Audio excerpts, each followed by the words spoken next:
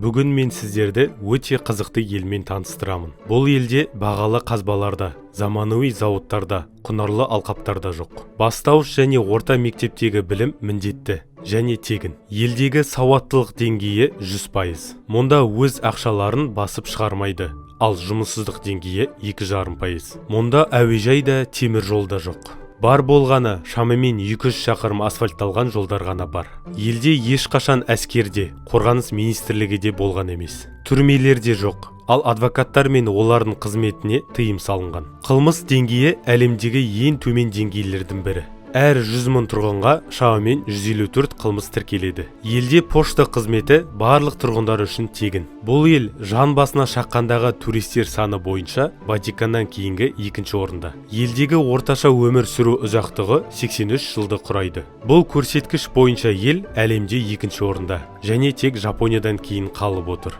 Ұзақ өмір сүруге ең таза ауа, суық бірақ күн сәулесіне бай климат, жылына 300 шуақты күн, сондай-ақ жоғары сапалы медициналық қызмет ықпал етеді. Бұл қызмет жұмыс істейтін азаматтар мен олардың отбасыларына тегін ұсынылады. Елде кез келген валютада мәміле жасауға болады, өйткені валюталық бақылау жоқ. Ел аумағының көп бөлігін таулар, ормандар, өзендер, көлдер мен шабындықтар құрайды. Қоршаған орта қорғалған, табиғаты теңдессіз. Кез келген турист өзін еркін әрі жайлы сезінеді. Қызмет көрсету жоғары деңгейде және адамдар өте сыпайы. Бәрі мәдениетті және өркениетті. Бұл жерден кеткінде келмейді. Бұл Андорра мемлекеті. Андорраны картадан бірден табу оңай емес. Оның аумағы небәрі 468 шаршы шақырымды құрайды және Испания мен Франция сияқты алып көршілерінің ортасында орналасқан.